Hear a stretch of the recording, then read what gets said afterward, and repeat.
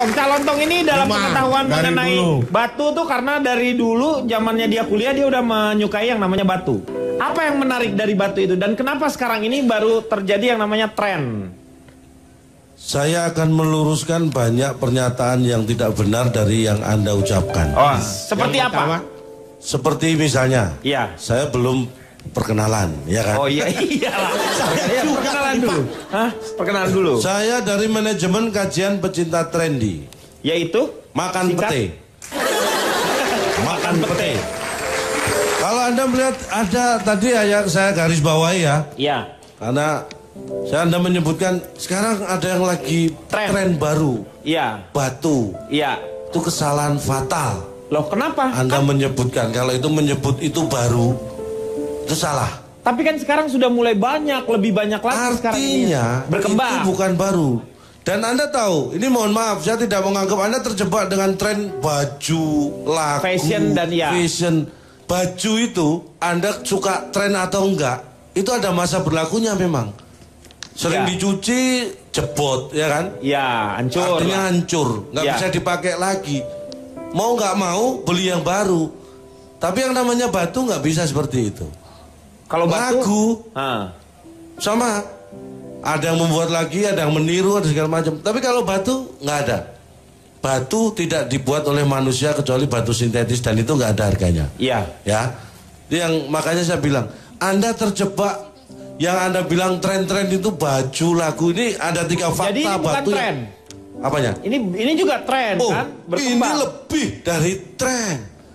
Jadi kalau lebih dari tren apa? Tron. Duh, apa sih ini tron? Ini Pak, ini fakta, 3 fakta batu ini. Dibanding lagu, baju, fashion, batu lebih keras daripada baju. Oh benar, iya benar ya. Ya, kecuali bajunya Robocop ya. Tetap lebih keras batu Pak, ya, disadari atau tidak, itu akan. Ya kalau dilemparin Pak ya. Yang kedua. Ih, kita nggak sadar. Saya tanya, di balik lagu ada apa sih? Ada syair. Paling ada ungkapan hati. Iya. Di balik baju ada badan. Paling ya semua orang ada lihat. Tapi apa? Di balik batu ternyata ada udang. Cuma peribahasa, Pak. Tuh, fakta kedua. Iya. Yang ketiga, saya katakan Anda jangan salah menyebut karena apa? Batu ini bukan tren. Tapi ini batu ini adalah kehidupan. Karena ada. Kalau saya tanya, ada nggak zaman baju? Ada nggak zaman lagu? Tapi ada. zaman batu ada. Iya. Mikir. Iya. Ya, Pak Denny, batu itu sebenarnya banyak.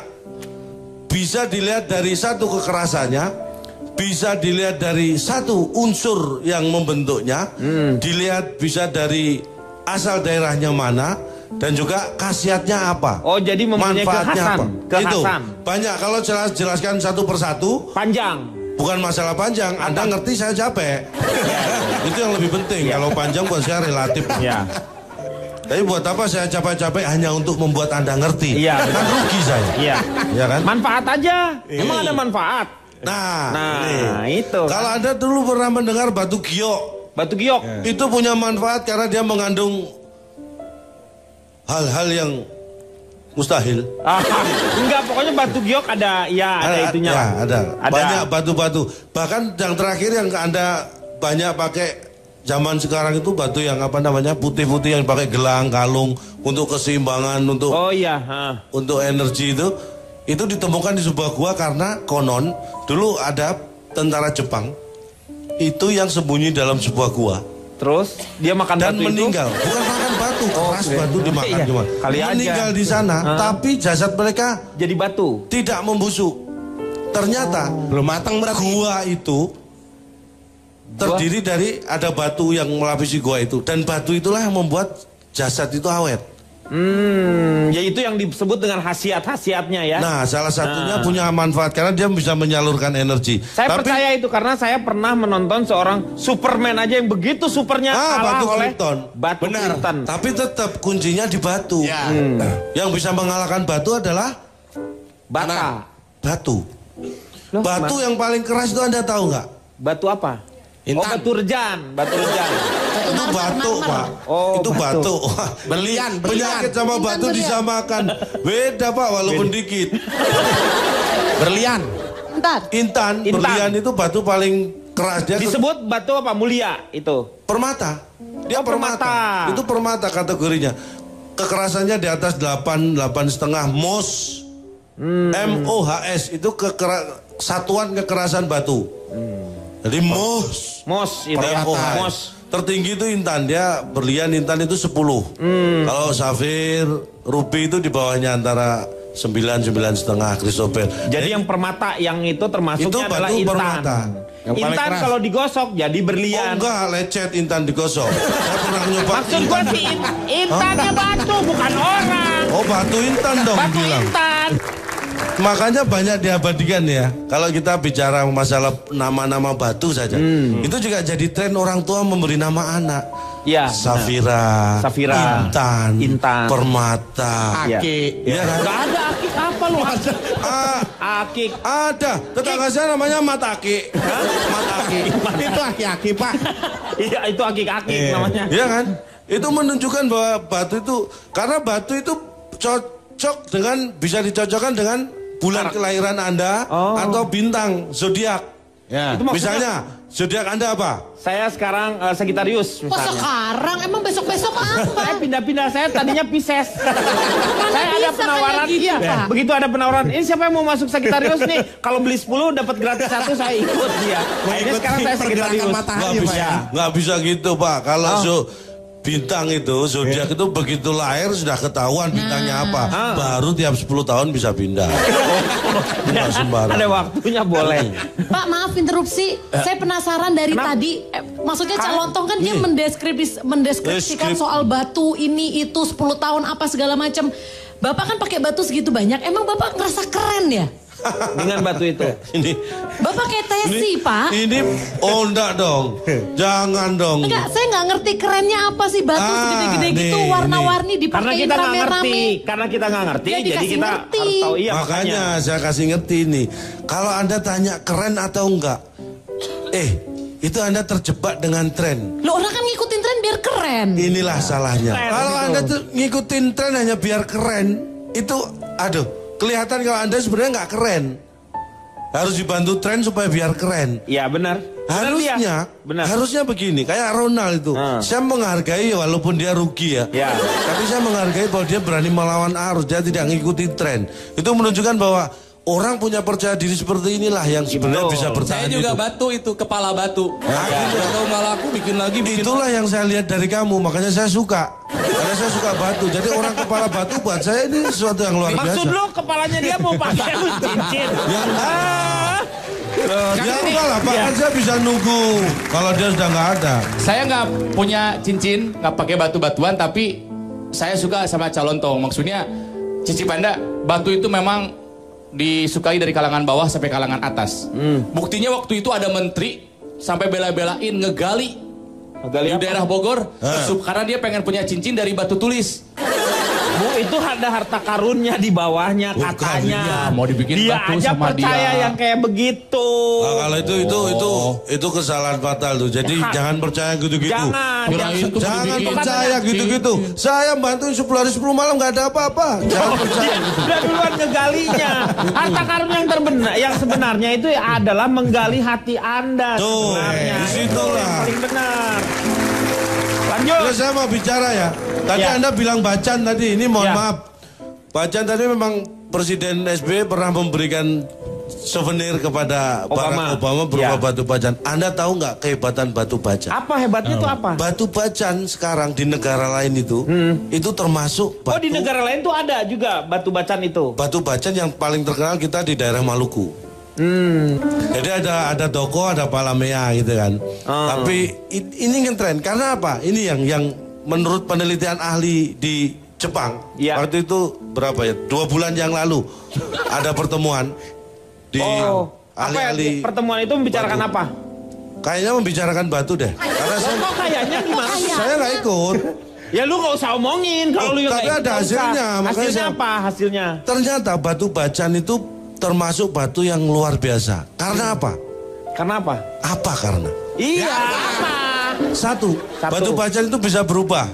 Dia kategori batu yang hidup. Dia bisa berubah ketika pada temperatur tertentu yaitu 30 derajat. Jadi kalau dipergunakan manusia itu. Jadi kalau kita pakai batu bacan terus suhu kita itu kan antara 37 sampai 38. Itu sangat bagus untuk batu bacan. Dan dia bisa berubah. Semakin bersih, semakin kristal. Kalau misalnya bagus. Hebatnya lagi, sebenarnya padahal banyak batu yang bisa seperti itu. Tapi hebatnya bacan itu bisa melakukan perubahan itu secara cepat. Tapi sekarang ini jadi tren ya bacaan itu ya. Karena batu gini, yang namanya simbol-simbol pemimpin itu pasti ada kaitannya dengan batu. Anda lihat mahkota kerajaan dimanapun kerajaan di seluruh dunia, pasti ada batu permatanya. Ya, dia bisa di mahkota atau dia dipakai sendiri. Dan itu luar biasa harganya. Istana-istana. Bahkan Anda pernah dengar batu black oval dari batu Afrika, Kalimaya? Ya? Bukan, black oval itu di Banten malah yang di Banten. Yang bagus. Itu Kalimaya. Itu pernah menjadi apa namanya? Apa itu? Oh, kalau nikah itu nusuk orang. Lu gini. Nikah itu loh, orang lah. Mahar pernikahan. Mahar. Yang luar biasa harganya. Ini berita terakhir. Ya. Berita terakhir? Bukan terakhir sih. Berarti nggak ada lagi berita ntar kalau lu ngomong. Makanya. Kalau berita terakhir. Ini berita terakhir waktu itu. Ya. Waktu itu terakhir yang saya dengar, setelah itu dengar lagi yang lain. Ya nggak terakhir. Ada kolektor batu di Yogyakarta namanya Pak Suroto. Nah, Pak Suroto itu? Pasti ada. Lu terus Pak Suroto itu ngapain? Pak Suroto itu apa? Anda tahu Sultan Brunei? Ya. Sultan Brunei ini pernah perantara lewat orang menawar batu yang dimiliki oleh Pak Suroto. Bukan dipakai, ini kolektor. Oh, kolektor. Itu padahal batu ake. Batu ake itu padahal harganya murah, Pak. Iya. Kalau biasa, tapi ini ada keistimewaannya. Karena ada lafal di situ. Tertuliskan Muhammad. Ditawar sampai berapa? Sampai berapa? Harganya sampai berapa? 2,5 M. 2,5 M untuk sebuah batu akik. Padahal batu akik itu 50.000 aja kalau akik biasa dapat itu. Bisa dapat banyak. Tapi itu 2,5 M. Kok bisa mahal?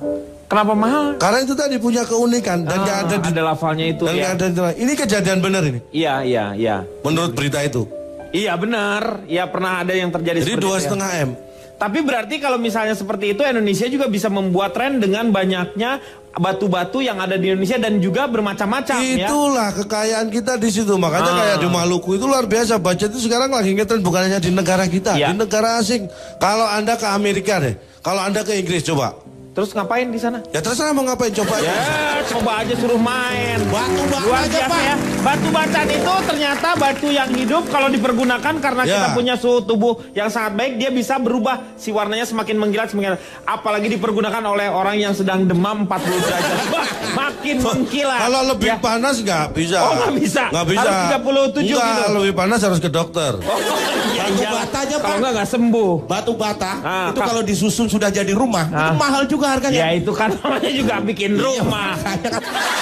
Sekarang kayak masalah batu ya Pak. Maaf banget nih Cak, saya tidak bermaksud untuk menyerang Cak Lontong ya. Tapi saya nggak ngerti Pak. Ya itu berarti Anda tidak mengikutinya. Beli batu mahal-mahal warna merah, kuning, hijau dipakai semua segrembrek-grembrek kayak gitu. Apa bagusnya? Mendingan batu apung bisa menghaluskan pantat wajan dan juga kaki yang pecah-pecah.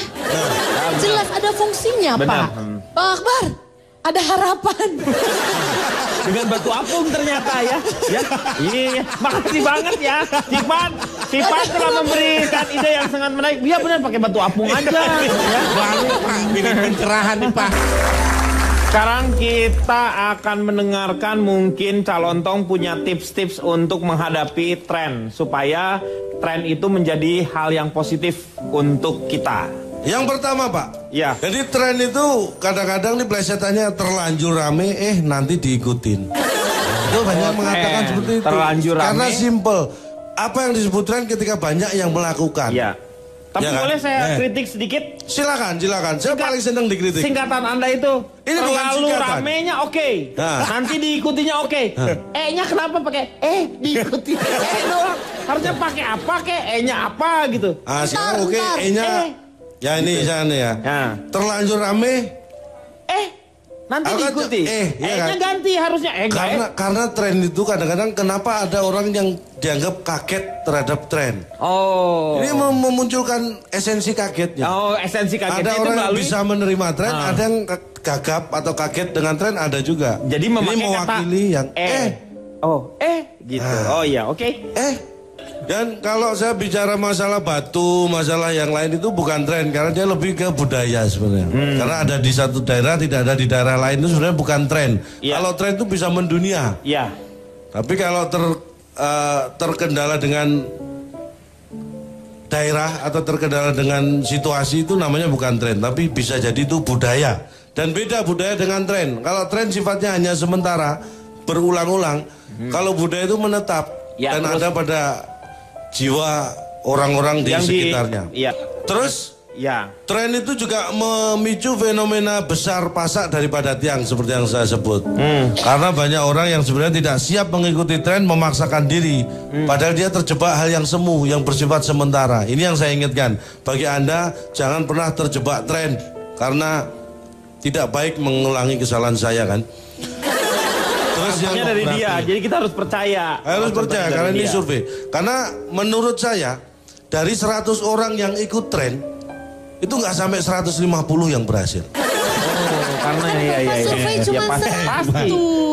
Pasti ini tepat nih, ini baru benar masuk. Bapak udah mulai gila juga ya? Presisi dong. Yang dia 100 orang, yang dia survei nggak akan lebih dari 150 yang ikutin tren benar. Presisinya benar, tepat itu secara ukuran. Benar, terus lanjut, benar ini. Jadi di antara 100 orang yang ngikuti tren, tidak akan lebih dari 150 yang berhasil. Saya setuju itu. Betul. Dan di antara 150 orang yang tidak berhasil mengikuti tren tadi, pasti ada 100 di antaranya. Iya, 100 orang yang Anda survei. Iya. Susah loh rumusnya. Ini kayak begini susah ini. Ini susah. Oh, itu yang namanya apa? Siapa Profesor Surya, yang Piano Surya yang kayak itu kan ilmu eksak. Ilmu eksak bisa dipelajari. Kayak begini sulit ini. Sulit. Bukan 4 kali 6 sama dengan 6 kali 4. Ini susah yang susah. Ada ini mohon maaf. Ya. Terus ada lagi tren ngikuti sekolah ini, mau sekolah ke luar negeri dianggap tren. Jangan salah, sekolah di luar negeri itu bukan sesuatu menurut saya itu harusnya saya nggak bangga kok sekolah kalau di luar negeri. Loh kenapa? Kan harusnya kalau keterima di negeri baru bangga, kalau di swasta apa bangganya sih? Itu yang pertama. Luar negeri itu maksudnya kita ke luar negeri, sekolahnya pakai bawa paspor gitu. Itu yang kedua. Iya. Anda sekolah ke luar negeri. Ini saya kasih tahu ya. Di luar negeri itu pelajarannya cuma bahasa Inggris. Nggak ada pelajaran lain. Kita itu lebih lengkap matematika, fisika, biologi. Kalau ke Tiongkok bahasa Mandarin. Nggak percaya. Tiongkok itu bukan luar negeri, kan di Glodok banyak.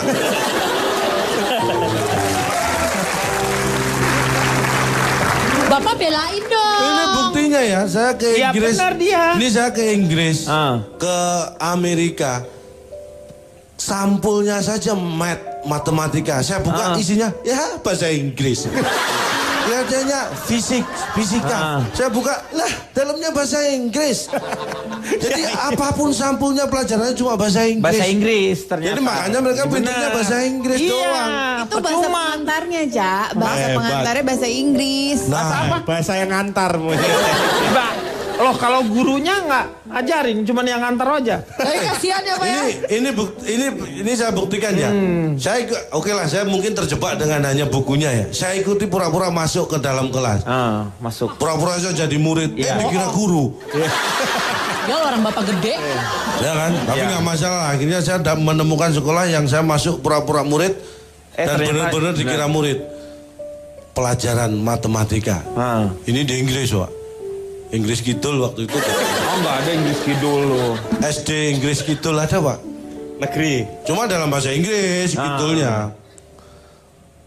Saya ikuti pelajaran. Ini pelajaran bahasa Indonesia. Ada di sana. Ada pelajaran bahasa Indonesia. Tapi termasuk ekstra. Saya ikuti. Memang dia menjelaskan tentang kosakata bahasa Indonesia. Tapi menjelaskannya pakai bahasa Inggris juga. Yang konyol. Apa-apaan sih? Kamuflase pelajaran. Jadi jangan bangga sekolah di luar negeri karena hanya belajar bahasa Inggris di sana, nggak ngerti yang lain. Percuma, mending sekolah di Indonesia. Kita menguasai matematika, fisika, bahasa Inggrisnya pakai bahasa Indonesia. Bahasa Inggrisnya bahasa Indonesia. Hebat kita. Ya. Setuju.